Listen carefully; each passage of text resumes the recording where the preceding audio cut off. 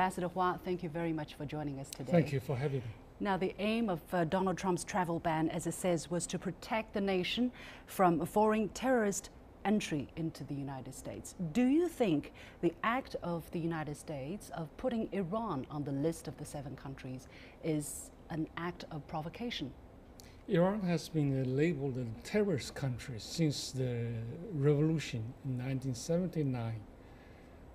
So Iran has been called a terrorist country since many presidents of the United States.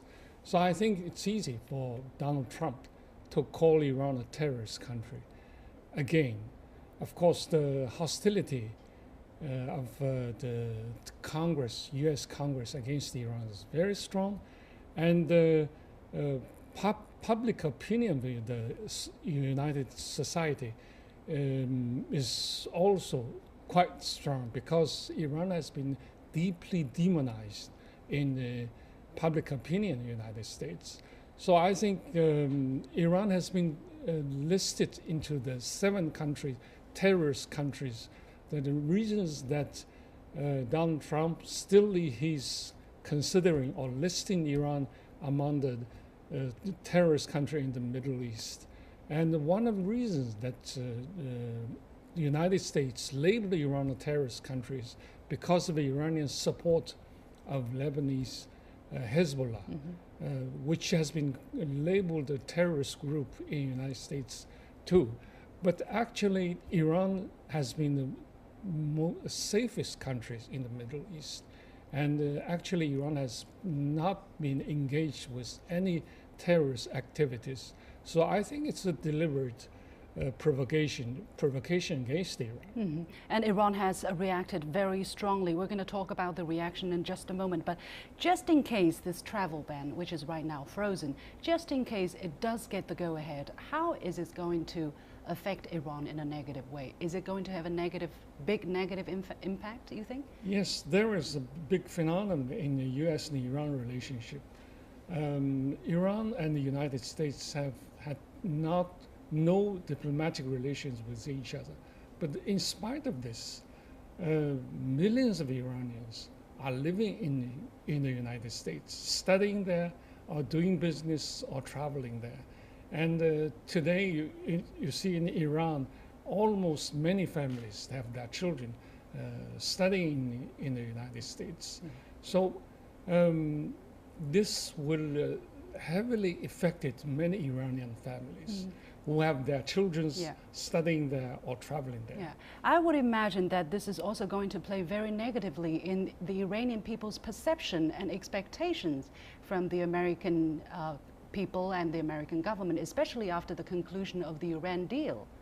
I think among the Iranian public there is quite actually a friendly sentiment towards the American people. Yes, of course. After the signing of a nuclear deal between the 5+1 and Iran, Iranian people have high expectation for the United States and the West as a whole.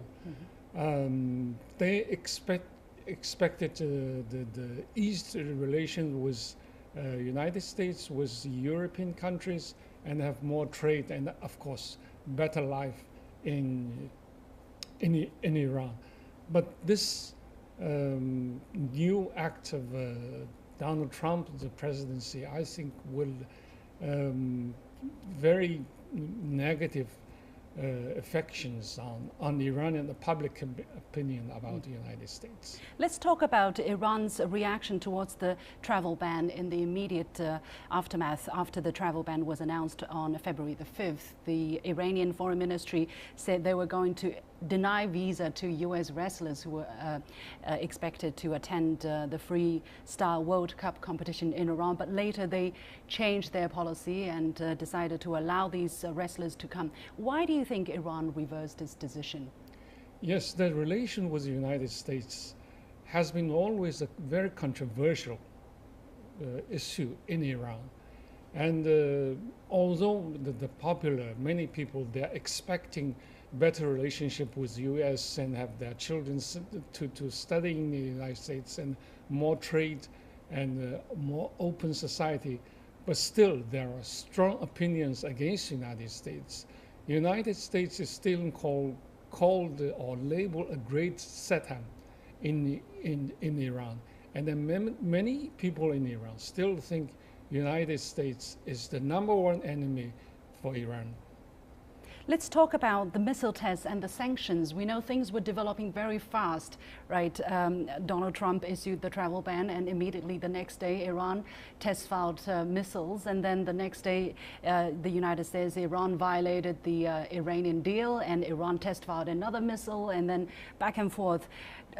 Do you think the first missile test that Iran was conducted immediately after the ban was announced, do you think that they did it in retaliation for the travel ban, or they wanted to do anyway already? They just chose the perfect time to press the button. Iran did have frequent missile tests before the nuclear deal. And really, they seized many of their missile tests after the signing of the nuclear deal. Mm-hmm. But again, because of the very strong action or deliberate provocation of Donald Trump's administration, Iranian restarted their missile tests. I think by doing this, Iranians, they want to give the U.S. or the Donald Trump's administration a strong signal that Iran is strongly against this kind of policy of the United States. Do you think President Trump might back down, given this kind of temperament we have seen so far? Trump has been stated that he's against the nuclear deal with Iran, and strongly he has criticized Barack Obama's deal with Iran. He said the United States has lost so much in the deal. But I think still there is a big question for you, because this is a deal not only bilateral between U.S. and Iran. It is a deal between 5+1 with Iran. It's an international agreement. Yeah. So U.S. can withdraw from that agreement, but they cannot deny the position of the European Union, Russia and China. And China, sure.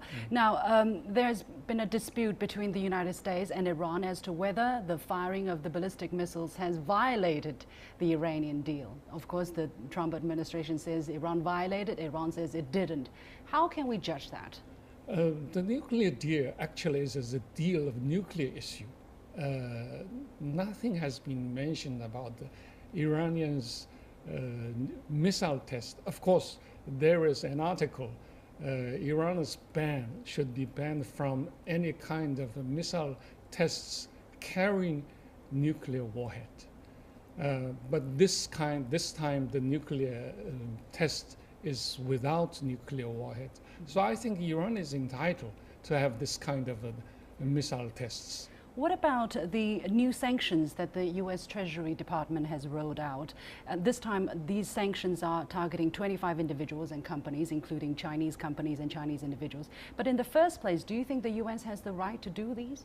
Since the revolution, Iranian revolution, 38 years before, Iran has been many times sanctioned by the United States.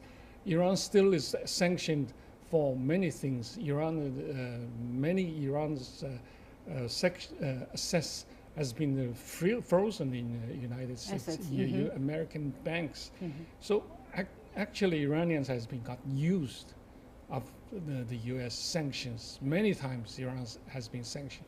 This time, this sanction, I think, is much less than the last sanctions President Obama did, because that was in 2012.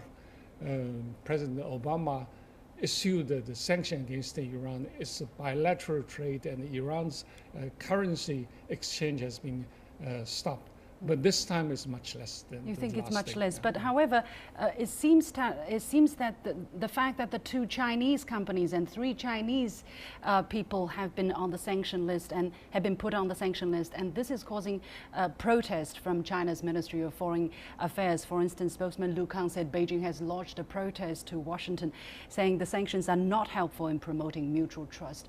Do you think it was a mistake that the Treasury Department did by putting these names on the list, or they did it with a purpose? Washington did not have a very good record of the relations with China, especially the relation or trade between China and Iran. And the Chinese companies always have been the scapegoat of the U.S. policy. So in the case of DPRK also? Yes, DPRK. Chinese companies, well, more than 100 Chinese companies are doing their business with Iran. And it's easy to find some excuse to make Chinese company as scapegoat, which is the United States may not like that. So I think this time this two Chinese company has been the scapegoats. Finally, how do you look at the near future of U.S.-Iran relations? Do you think we are going to see a major confrontation? As far as Donald Trump has made a statement during his election campaign and after his inauguration as President of the United States, his statement has been not very friendly to Iran. We have to expect a very negative future of the U.S. and Iran relationship.